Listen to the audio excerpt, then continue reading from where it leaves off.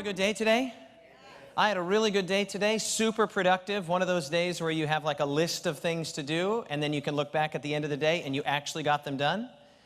It's like the opposite of those days where you have a list of things to do and then somebody calls and you get an email, you get a flat tire, and at the end of the day, nothing has got done. And you think, what did I accomplish today? Nothing. But I had the opposite of that today. Got a bunch done, feeling really good. And super looking forward to the presentation tonight. Actually, two. And the first one is titled, Who Was Right, Jesus or Darwin? And it's a little bit of a provocative title, and it's purposefully provocative, but we're actually going to be going a direction that might be a little different than many people would assume. If you hear that title, Who Was Right, Jesus or Darwin, the assumption might be that we'll be spending a lot of time talking about creation and evolution and the various evidences for and against those competing systems. In fact, we'll spend only a little bit of time on that. But what we are going to do tonight is we're going to paint a picture. What are we going to do, everyone? We're going to paint a picture, and in painting a picture, we're going to kind of ask the question, if Darwin was right, if Darwinism as a system, and we'll define that here in just a little bit, is correct, what kind of a world emerges from that? If he was right, what kind of a world would we expect? What would relationships look like? What would society look like? What would the world look like? And then we're going to ask the opposite question. If Jesus was right, at least in my opinion, it's the opposite question. If Jesus was right, what would the world look like? What would relationships look like? What would meaning and purpose in life look like? And so our presentation tonight is Who Was Right, Jesus or Darwin? And maybe just very quickly by way of review, let me ask you a question and see if you've learned anything so far, particularly with regards to this question. Is it good news that there is a God?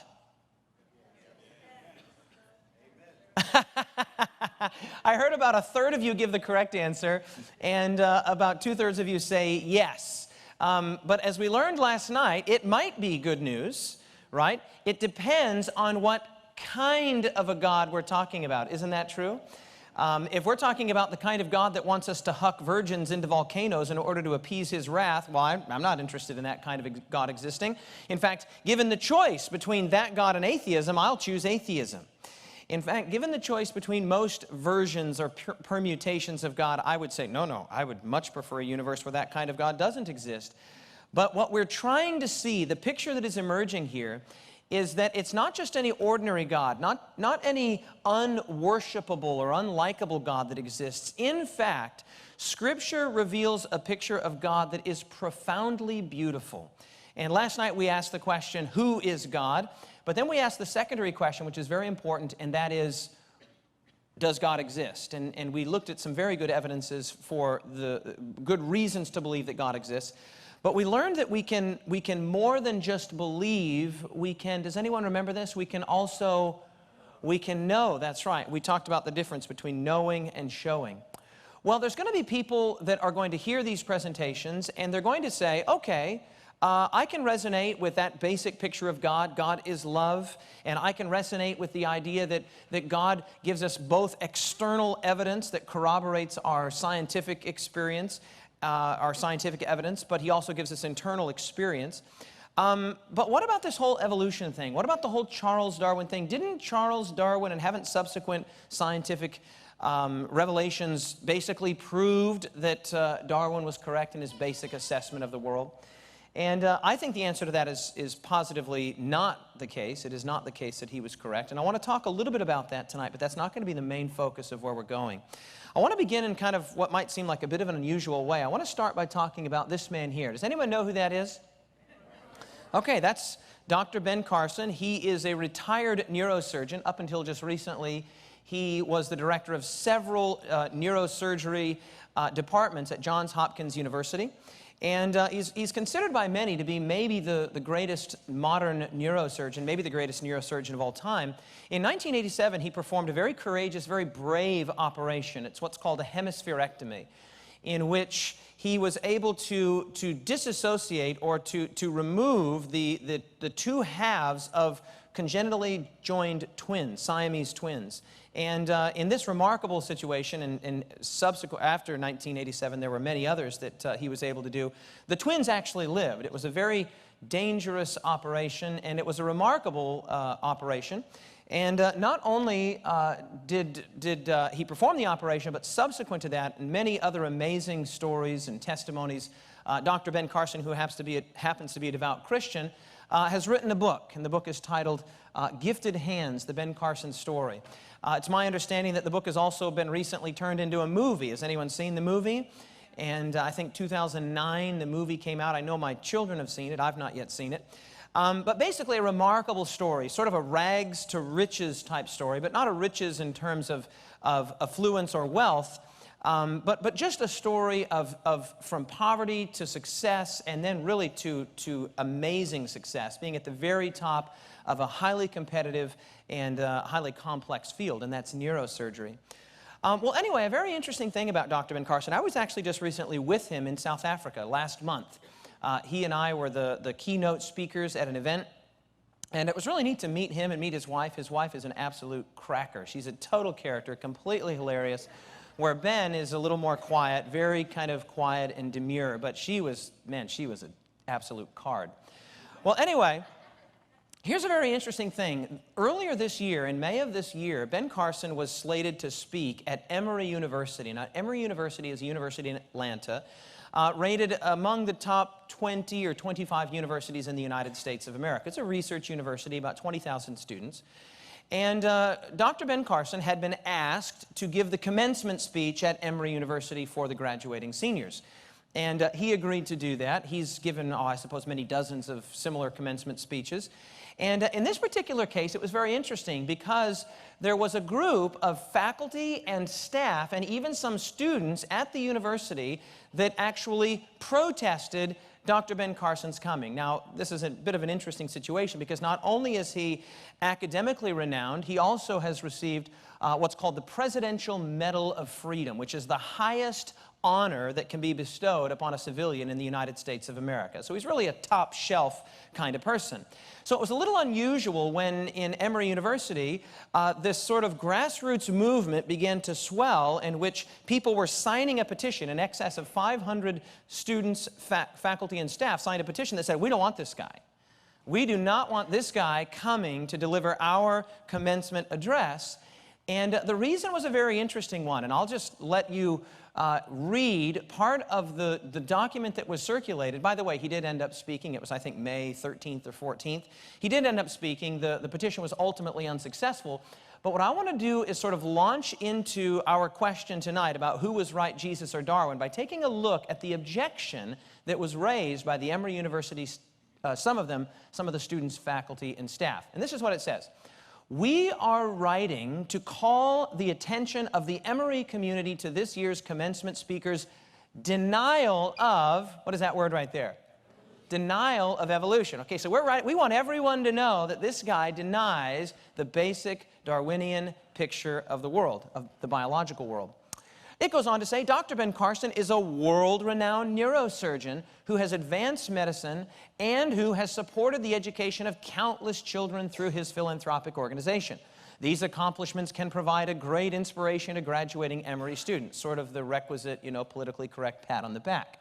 But as those students, their families, and the Emory community listen to his speech, we ask you to also consider the enormous positive impact of science on our lives and how that science rests squarely on the shoulders of evolution. Now, if you're paying attention here, you'll notice that there's been a bit of a conflation here. It starts off, we don't want Dr. Ben Carson to be here because he doesn't believe in evolution, and then now they pull a bit of a fast one and say he's somehow anti-science. Well, of course he's not anti-science. His entire career, both his educational career, his professional career, his academic career, is all built around. The man has published more than 100 different papers in scientific journals, peer-reviewed medical journals. So the guy is clearly well aware of the scientific enterprise, but they pull a bit of a quick one there. They say, we're concerned about his denial of evolution, but we want the Emory community to know that we value science. As if science and evolution are absolutely synonymous. It goes on to say there, science rests squarely on the shoulders of evolution. That's a bit of having the cart before the horse. Their actual claim should be that evolution rests squarely upon the shoulders of science, which I deny and I don't believe, but that's really what their claim should be. They continue the article, or their letter rather, their letter of protestation. It says, what is most deeply concerning about Dr. Carson's dismissal of evolution is that he equates the acceptance of evolution with a lack of ethics and morality. Now, this is very important. Look at what it says here. He states, ultimately, if you accept the evolutionary theory, you dismiss, what is that word there? Can you read that word?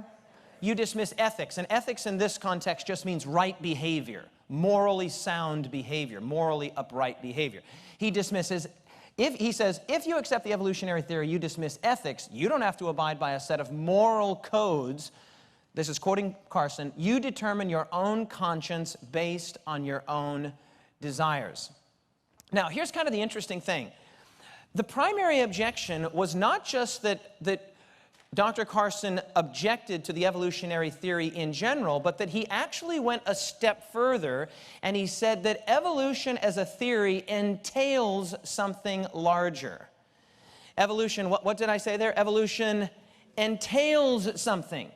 And he basically said, well, by my understanding, if I understand Darwinian evolution correctly and I understand its basic presuppositions, if we affirm Darwinian evolution, the quotation we just had there, he says, then you dismiss ethics. And there is no moral code that would determine this is the right way to act, this is the wrong way to act, this is the moral way to act, this is the immoral way to act.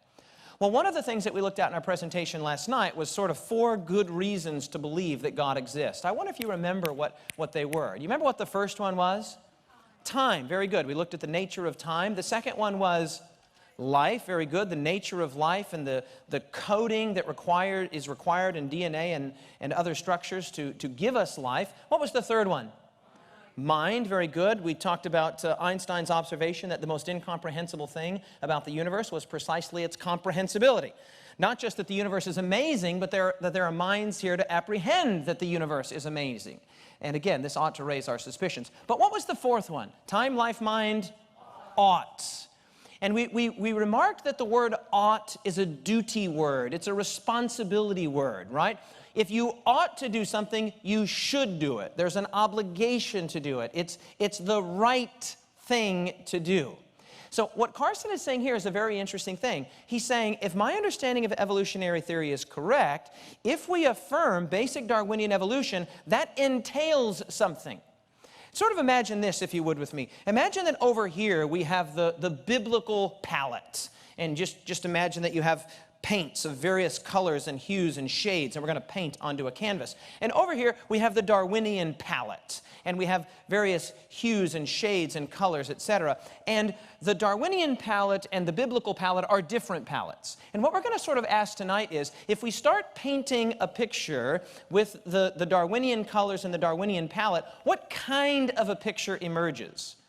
What do I end up looking like? What do my relationships end up looking like? What does society end up looking like? And what does the world at large end up looking like? And then we're going to ask the other question. If we paint the world with the biblical picture, if Scripture is to be believed, and these are our colors, these are our hues and shades, and we begin to paint here, what kind of a picture emerges here? What does it tell me about myself, about my relationships, about larger society and the world beyond? And what Carson is saying here, and the thing that the protesters at Emory were really sort of driving at, he is saying, if you accept evolution, it's not as if the train just stops there. No, it entails something else. And in Carson's case, he's saying it entails a breach of ethics. It entails a sort of a nebulosity with regards to right behavior and wrong behavior and moral codes, and you can just do whatever you want. As he says, you determine your own conscience based on your own desires. Your own, what's that word, everyone? Desires. We're going to come back to that concept. So I want you to take that idea that you determine what's right and wrong based on your own desires. Take that idea and put it on a shelf, because we'll come back to it almost at the end of the presentation. Now, let's just spend a little bit of time sort of talking about what Darwinism is and who Charles Darwin was. We're not going to spend, this is not going to be an exhaustive treatment, but we do want to understand what we're talking about when we talk about Darwinian evolution. Charles Darwin was born in England in 1809, and unknown to many people, he actually went to Cambridge to study for the Anglican priesthood. He was a Christian early on in his experience. He wanted to be a minister in the Church of England. And he, though, became somewhat dissatisfied with religion, and understandably so, as we're going to see in our next presentation. Because the religion that, frankly, was on tap or was being served to him was not appealing. It wasn't biblical Christianity, I should say. It was ostensibly biblical Christianity, but in fact it wasn't. And so at the age of 22 in 1831, he was given the opportunity to take time off from his studies at Cambridge and go on a naturalist voyage. And he was a bit of a, you wouldn't call him an amateur naturalist, but he certainly was not yet a professional scientist, being just 22 years young. And so he sailed on a ship called the HMS Beagle that left and took a fairly straightforward journey, I think down to Africa first, and then across the Atlantic over to South America, around the southern tip of South America, and eventually arrives at sort of the seminal location, and that is the Galapagos Islands. And particularly in the Galapagos Islands, Darwin began to make a series of observations. And his observations, very interestingly, this will become very critical for us in our next presentation. His observations were sort of built around trying to understand the diversity of animal life that we see. And eventually, as he began to sort of systematize his observations in 1859, many years later, he published a book that is probably the single most influential science book of modern times, called On the Origin of Species. And basically, the concept of evolution, Darwinian evolution, it rests on basically two fundamental ideas. Number one is common ancestry. That is to say that everything descended from a single common ancestor. You've probably seen in your biology textbooks, either in high school or college, the sort of tree of life, as it's called. And, you have your early organisms that are very simple, unicellular, and then finally multicellular, and then increasingly complex as the branches of the tree eventually extend out. And so you and I here are at the sort of apex of the tree, as it were. We're very complex. But whether you're talking about a cow or a human or a whale or whatever, all of us ultimately trace our ancestry back to a common unicellular biological ancestor. Okay, that's the first major principle of Darwinism. The second principle is, how is that common ancestor, that very simple unicellular organism, how does it become increasingly complex? And Darwin basically had the idea that nature could select, by virtue of even the slightest variation between this biological form and this biological form, nature could, depending on the circumstance, whether it was a wet season or a dry season or whatever, any little difference that this population or this population had would give them perhaps a survival advantage in changing and varying circumstances. And over time, cumulatively, those mild changes would begin to produce populations that were increasingly successful at surviving and at propagating their own species. And basically, on these two central tenets, Darwin created a mechanism that allowed people to believe basically that we were all descended from a common ancestor. Common ancestry, and the second one is what we would call survival of the fittest, or natural selection. Now, a sort of interesting thing about this is that early on, as I've already mentioned here in Darwin's experience, he was studying for the priesthood, and he had a very strong commitment to Scripture, a very strong commitment to Scripture. In fact, he wrote to a friend of his, when he had left to go on his journey, he wrote to a friend of his who had remained at Cambridge to continue his studies in the priesthood, and he wrote, "I dare hardly look forward to the future, for I do not know what will become of me." Right? I don't know what my future holds, I'm sailing around the world, I'm an amateur naturalist, I don't know what the future holds. Little did he know he would go on to become, arguably the single most significant figure in modern science. But here he's writing to his friend who's still studying for the ministry back at Cambridge, and he says, "Your situation is above envy. I do not venture to even frame such happy visions." Man, your life is so good. I can't even imagine my life being as good as yours. "To a person fit to take the office, the life of a clergyman is a type of all that is," what does that say there? "Of all that is respectable and happy." And so what we see here And by all accounts, by the way, Charles Darwin was a fine gentleman and a pleasant person to be around. But what we definitely see in his life, we'll talk more about this in our next presentation, is a sort of drifting from his earlier moorings in Christianity. He had a belief in God, he had a belief in Scripture, he had a respect for the priesthood, but he began to observe things in the natural world. And frankly, the main thing that he observed was what he considered to be an excess of suffering. That's our next presentation, is on suffering. He just said there's just so much suffering. And over time, as he ruminated on the biological world and the various, the excess of suffering that he saw and the various instances of suffering, he began to slowly, it didn't happen like overnight. No. It was a long process, taking probably, half a decade or more, whereby he eventually left behind his earlier moorings in belief in God and in Christianity in particular. So B. Warfield in 1888 wrote a bit of an analysis of Darwin's experience, and he writes this: "Thus the doctrine of evolution, once heartily adopted by him, once he really grasped it, gradually undermined his faith until he cast off the whole of Christianity as an unproved delusion. The process was neither rapid nor unopposed." In other words, it's not something he wanted to happen. He was still trying desperately at some level to cling to his faith, but he just felt as though he could not. He speaks of his unwillingness to give up his belief and of the slow rate at which unbelief crept over him, although it became at last complete. Now, I kind of want to remind us here of our two palettes. Over here we have the biblical palette, we're going to be painting a picture, and over here we have the Darwinian palette, and we're going to be painting a picture. Darwin, when he first began to make his initial observations in Galapagos and beyond, did not fully understand the ramifications of his own theory. He was just a young naturalist that was making various and sundry observations, and he began to put forward, at first tentatively, his idea of common ancestry and natural selection. Little did he know the trickle-down effect. What Ben Carson was saying is actually quite right. That if this is true, it's not as though the train station just stops there. No. If this is true, it entails things about the nature of human beings, about the nature of reality, about the nature of biology, about the nature of God. It's a little bit like this. Several years ago, I went fishing with my son, and we were on a boat.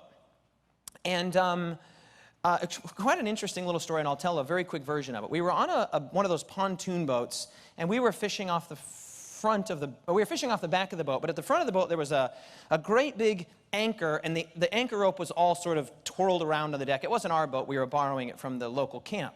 And we were driving the boat around to different places and sort of parking the boat, and then we'd put the anchor in, and we'd try to catch some fish there, and then we'd go to the next place. We'd pull the anchor up, rather, go to the next place, put the anchor down. Well, my son was sort of seeing this. He was a young man, probably 5 or 6, my oldest, and he's observing what Dad is doing.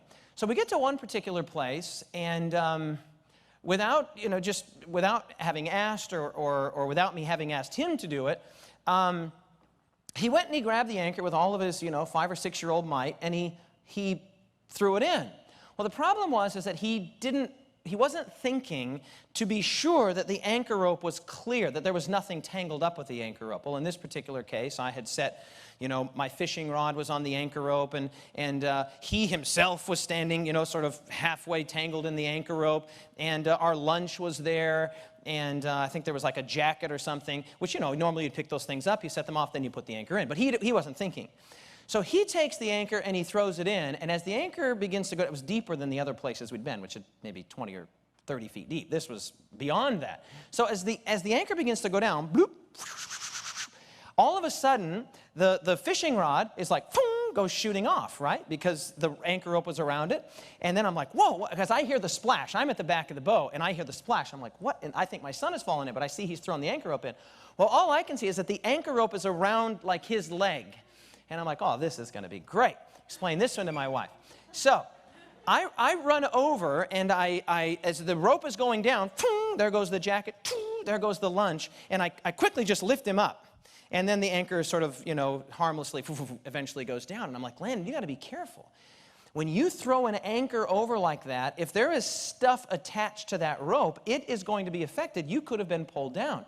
Okay, this is very similar to the situation with Darwinism.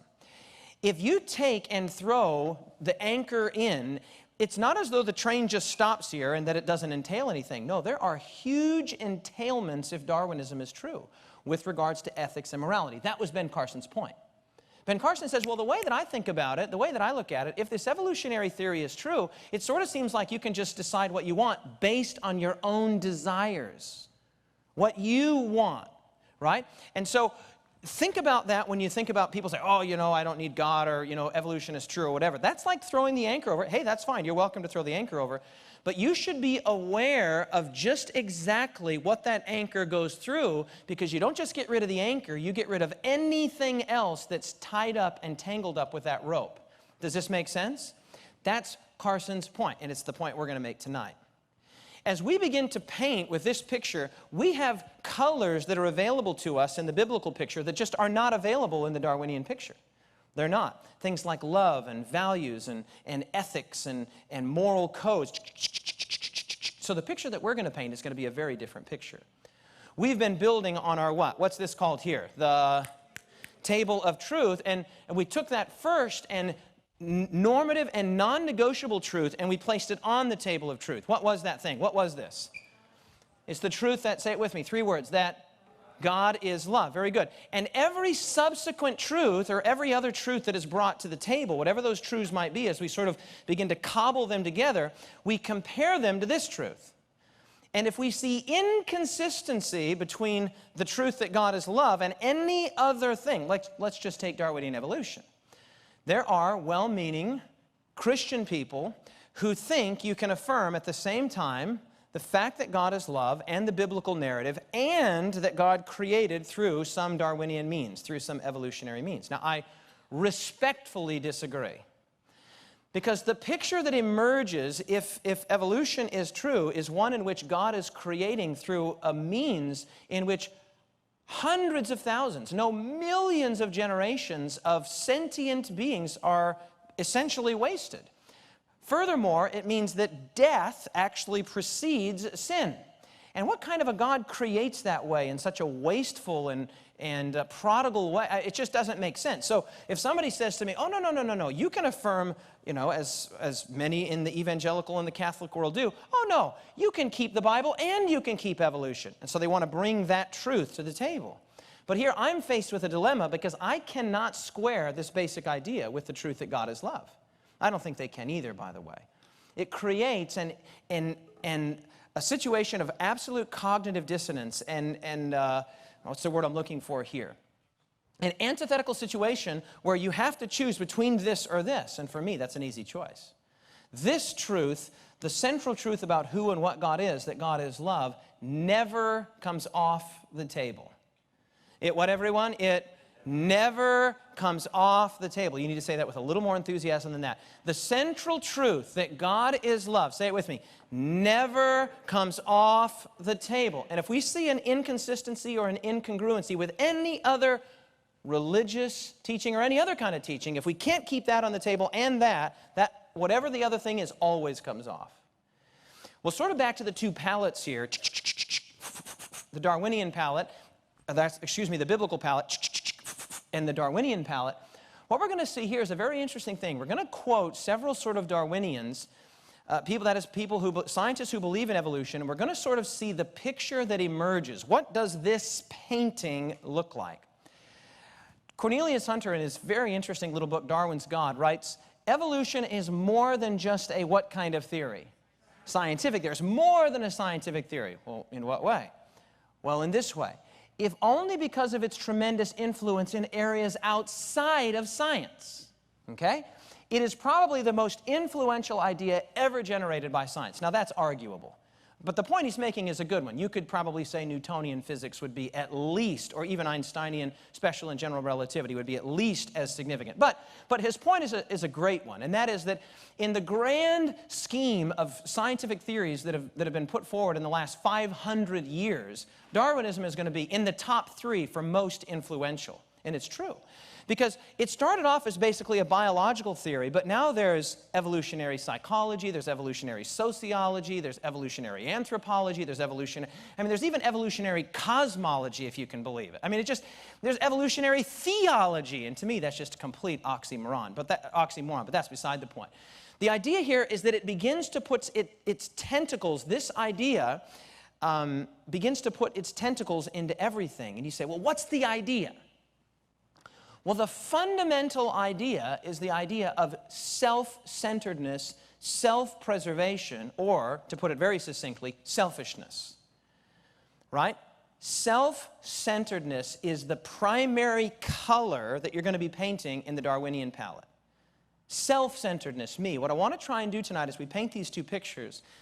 At the end, we're going to ask which one of these agrees with you at your most emotional, at your gut level. What does your gut tell you?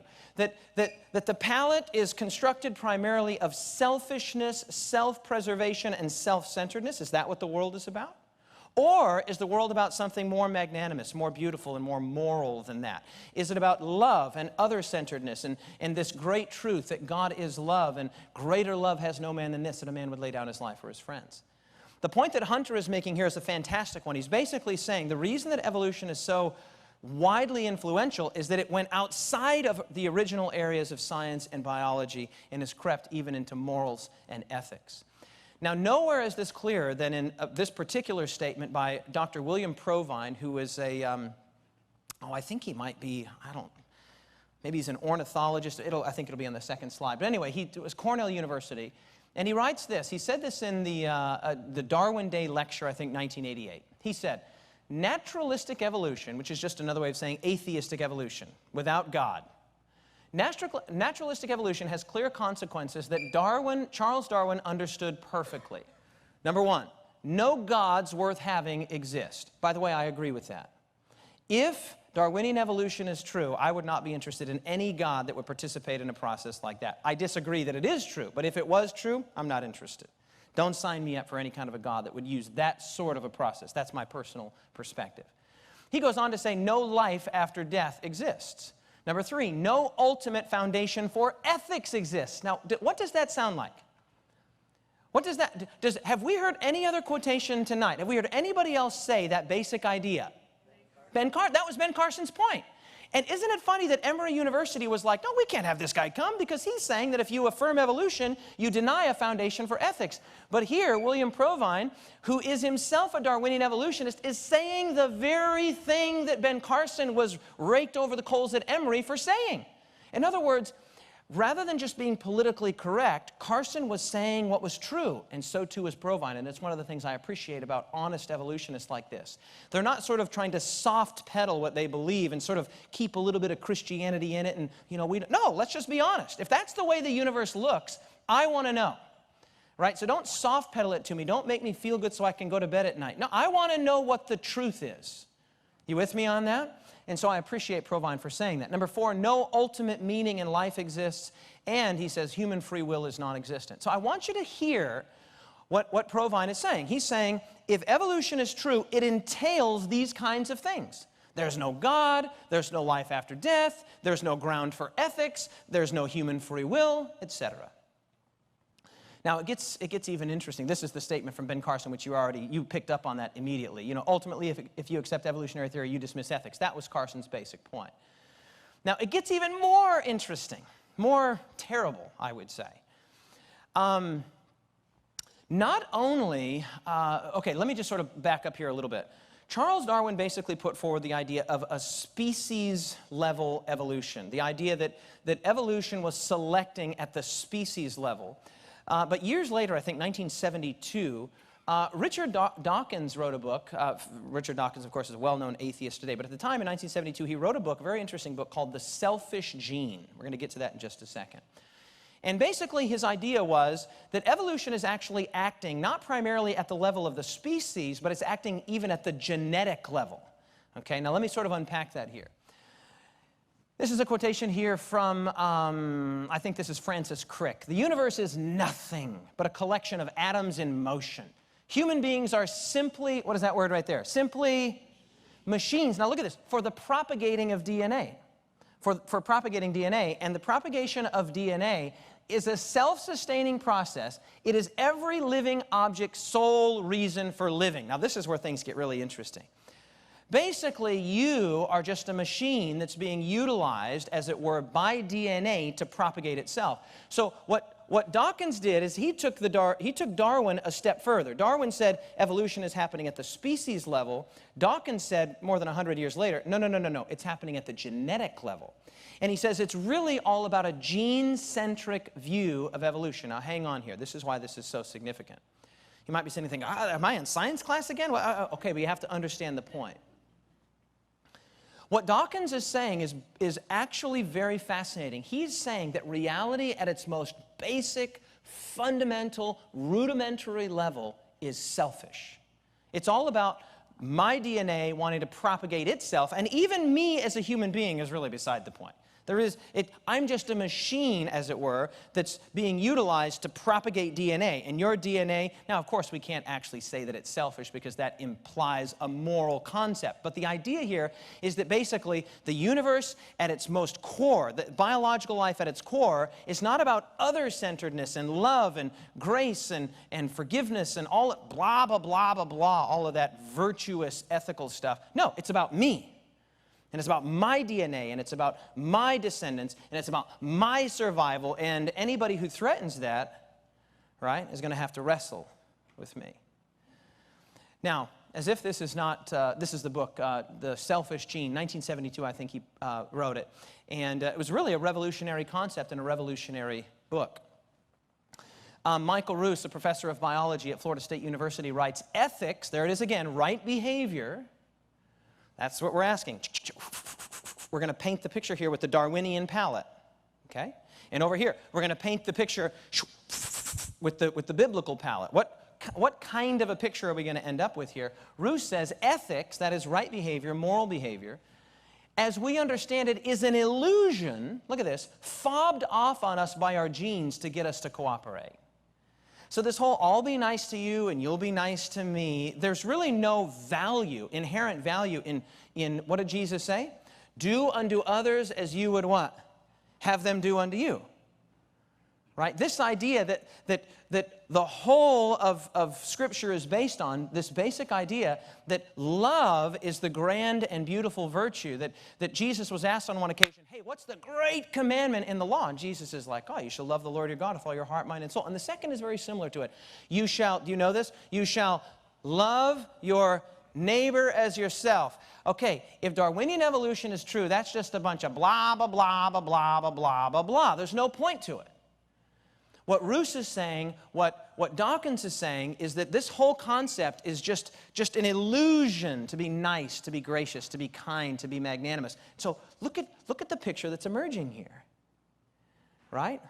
The paragons of virtue in the world, the Mother Teresas, the Martin Luther King Jr.'s, the Mahatma Gandhis, the Jesus Christs, all of these paragons of virtue from different religious systems and different right?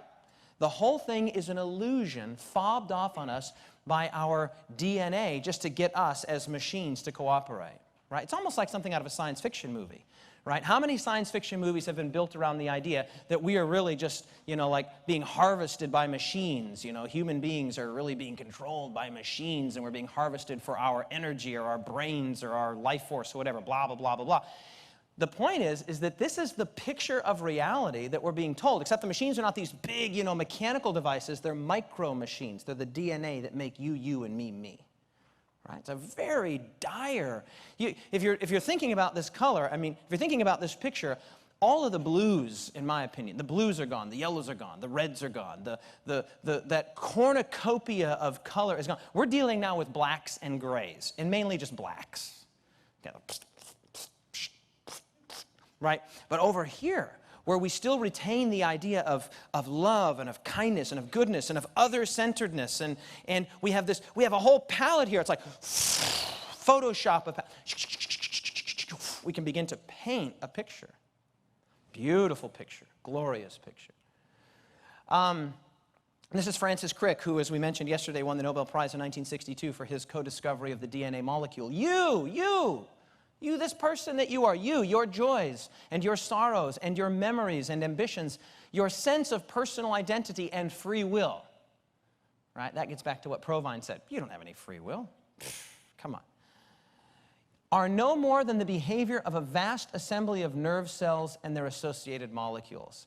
Well, now another thing has happened. Not only is there no ground for ethics, not only is there no ground for right behavior in this palette over here, you don't even have an identity.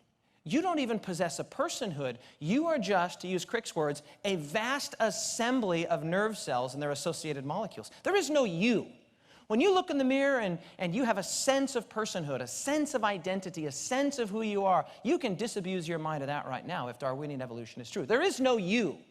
It's an illusion being fobbed off on you by a very complex organ located in your head called the brain, right? So you'll just notice that color after color after color after color is being removed from this palette, and we're being left with a very stark, I would say very dire, very despair-inducing picture of life. But those are the colors available to us, and we should be honest with what the picture looks like. See, tonight when we ask the question, who was right, Jesus or Darwin, we're not saying, well, here's the evidence for evolution and here's the evidence for creation. There is very good evidence for believing in the biblical creation account. That's not what we're talking about tonight. What we're talking about tonight is, let's just pretend for argument's sake that this is true. What kind of a picture of reality emerges from that? And I tell you, it is terrible. It's despair-inducing. It is completely, totally unlivable. You, your identity, your personhood, your relationships, your love with your spouse, for your children, it just evaporates into some self-centered, self-sustaining, self-preserving process whereby you are really not what you think you are. Now, you're a machine, as it were, being utilized by DNA for self-propagation. It's just pathetic. And at its most fundamental core, it's selfishness, right? And over here, the picture that emerges, though, is this. What is this, everyone here? What does it say? God is love. So over here, the most fundamental truth about the universe at its most basic, at its most fundamental, at its most rudimentary, is this other-centeredness. This giving to others, this extending to others. In fact, let me just show you a text in Scripture. It's one of my favorites. This phrase is this is a phrase that Paul just cannot get away from, and we're going to look at this tomorrow, actually. We're going to spend quite a lot of time on this phrase. But let's just go to Ephesians chapter 5, just very quickly here, and I'll just quote this for you, or read it for you. In Ephesians chapter 5, Paul says a very interesting thing. He says in verse 1, speaking to the believers in Ephesus, he says, therefore, as dear children, be imitators of God. Imitate God. And it's very interesting, that's verse 1. The first thing that comes to Paul's mind when he exhorts the believers in Ephesus, hey, act like God, imitate God. What is the first 4 words of verse 2? And walk in what? Love. Don't miss that. Paul says, act like God, imitate God, be like children imitating their parents. And you can almost feel him thinking. The first thing that comes to his active apostolic mind, well, if you're going to be imitating God, a God who is, what is it, everyone? A God who is love. Then the first thing that he's going to say is, be imitators of God as dear children and walk in love. Now watch this. As Christ also has loved us and given himself. Given himself for us, an offering and a sacrifice to God for a sweet-smelling aroma. That phrase for Paul is an inescapable phrase. He can't stop saying it. We'll look at that tomorrow, but he says it over and over again. Who gave himself, who gave himself, who gave himself. In fact, you're still there in Ephesians chapter 5. Look at verse 25. Ephesians 5, verse 25. Here's a moral standard. Here's a code of ethics. Verse 25. Husbands, do you know this? Husbands what? Love your wives. Now watch this. Why? Why should I love my wife? Why? That's a moral code. That's a standard of conduct. That's an ethical prescription. Why should I do that? Look at what he says. Husbands, love your wives as or because Christ also, what did he do? Loved the church. Now look at the very next bit. It says, because Christ also loved the church and what did he do? He gave himself.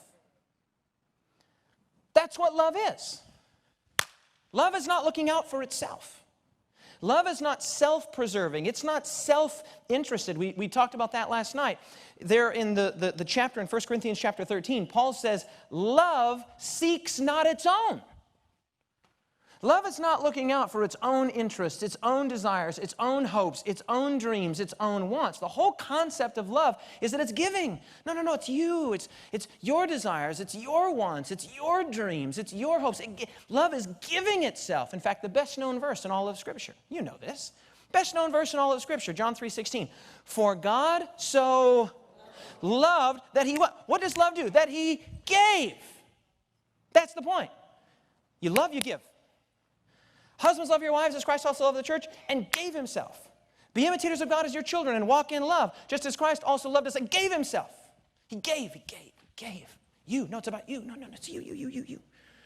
It's deferring. It's giving. It's extending. It's a totally different picture of reality. We're painting now. Right? The picture that we're painting here is a wildly different picture, and that's the point. At the end, you can choose. You choose based on what your gut tells you. But over here, we've got a totally different palette, and that's the point. That was Ben Carson's point, and it's my point. Over here, we're like, I guess we'll use black again. Maybe we'll throw in a little black. Right? I mean, there's just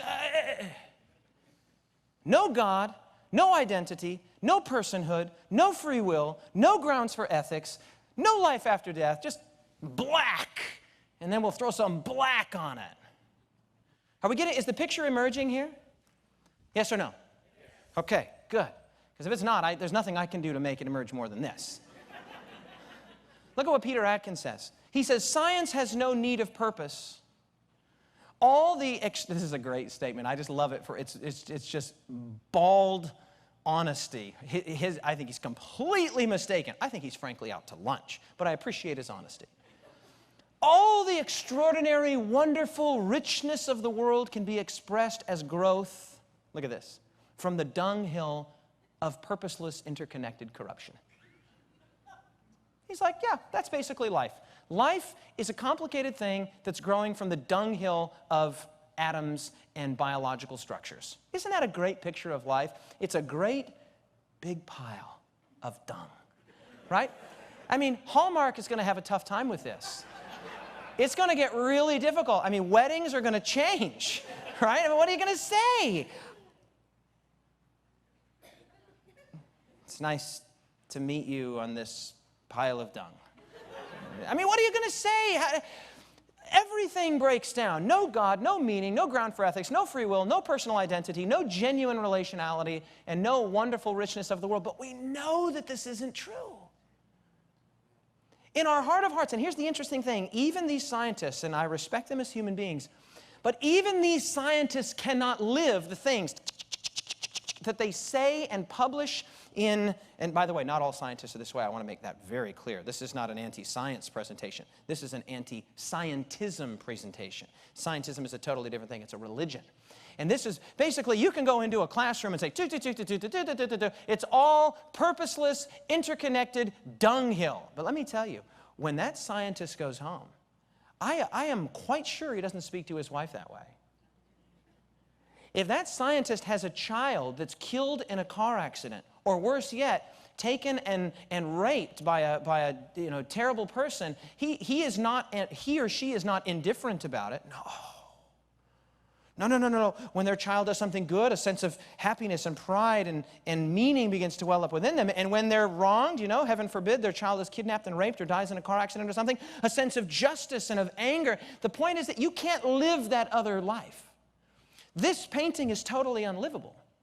You can profess to believe it and you can write it on chalkboards in universities all day long, but you can't live this. I mean, what do you say at wedding ceremonies? What do you say to your children? How do we value the Martin Luther King Jr.'s and the Martin Luthers, for that matter, of the world? How do we hold anybody in estimation for their virtuous, brave, courageous stand for principle? And the other side is also true. How do you punish a criminal?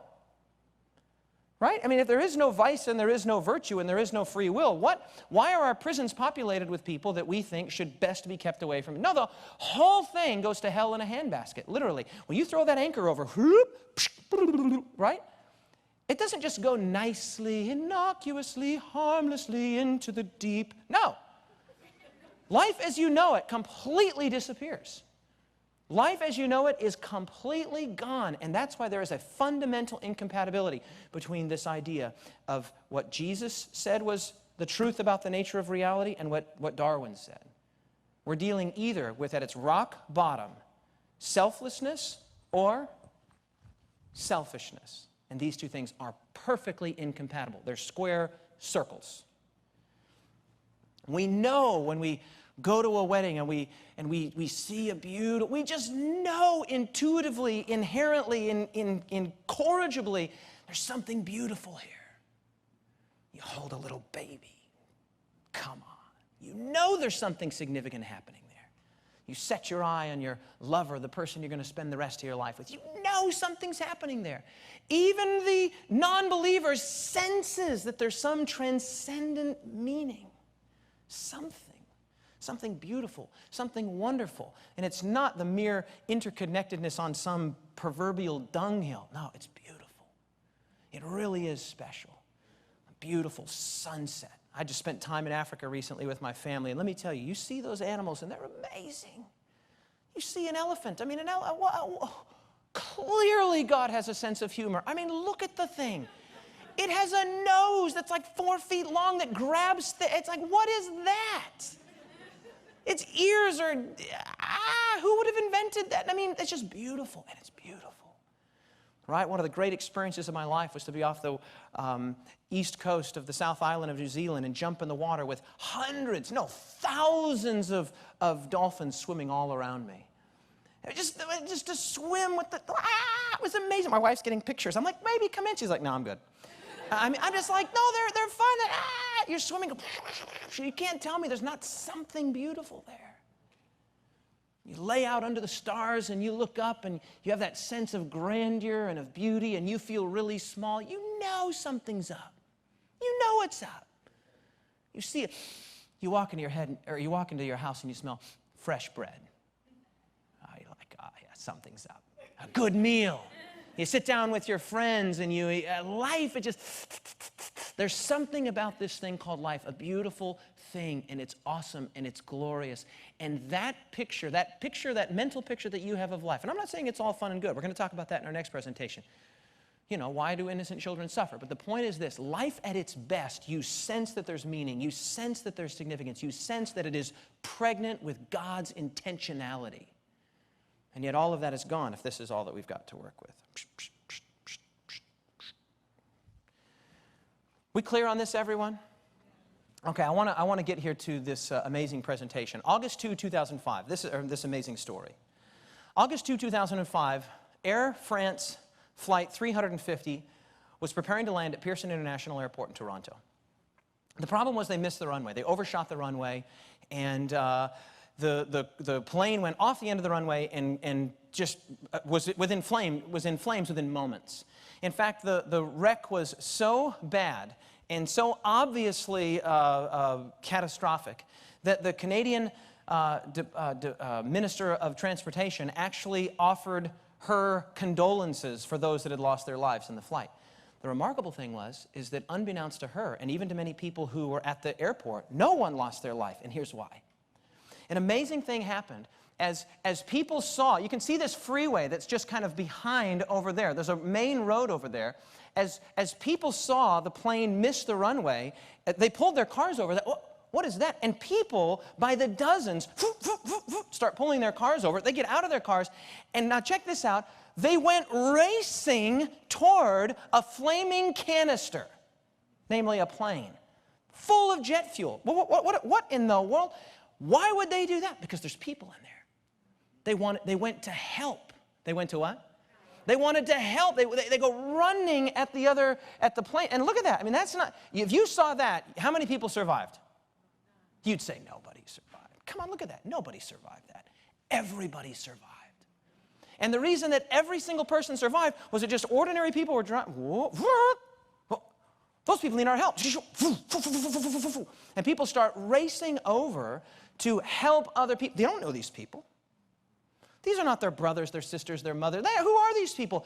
In a Darwinian world over here, there is no good explanation as to why you would go out of your way to help somebody that's not, who are they?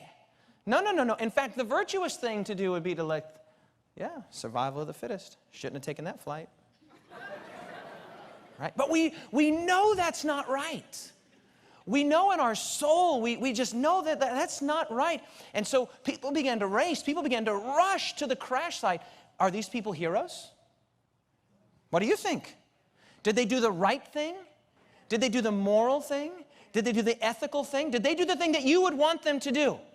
Do you know why? Because you sense, and we all sense in our innermost being, you can almost taste it, you can feel it, it's tangible. You just know that the universe is wired that way. That the universe is better, and life is better, and your family is better, and society is better when people are not only looking out for their own interests and their own desires and their own family and their own needs. We know that life is at its best when it's not about me. It's, hey, what can I, it's the extended hand. It's the helpful posture. Yeah? Look at what Mark Stein wrote. This is amazing. Eyewitnesses, 2 days later in the local newspaper. Eyewitnesses' accounts vary. Some people are said to have panicked, others to have stayed calm. Passing motorists pulled off on the road and hurried toward the burning jet. That is perfectly inexplicable. Run toward a burning jet? That is the most anti-Darwinian thing you can imagine. Hurried toward the burning jet to help any survivors. Of the 8 emergency exits, 2 were deemed unsafe to use, and on a third and a fourth, the slides didn't work. So they only had 4 exits that were operable. Nonetheless, in a chaotic situation, hundreds of strangers coordinated sufficiently to evacuate a small space through 4 exits in less than a couple of minutes before the Airbus was consumed by flames. Is this awesome or what? It's awesome, it's beautiful, it's grand, it's glory, and it's godly. That's the point. When Paul wrote, he said, imitate God. Life is at its best. Life is at its most beautiful when you're imitating God. How do I imitate God? Walk in love. Greater love has no man than this, that a man would go running toward a burning canister to lay down his life for his friends. And beloved, that's the picture that emerges if this is true. God is love. And look at this painting. It's beautiful. It's glorious. There's meaning, there's hope, there's identity, there's personhood, there's a future, there's free will. It's just and over here, we have nothing. It's blackness. There's no picture. Beloved, I implore you to hear the differing perspective, to hear who was right, Jesus or Darwin. Not just on an evidences for and against creation, but hear this. This is the picture. This is the picture. And what does your gut tell you? What does your soul tell you is true about reality at its most rock bottom?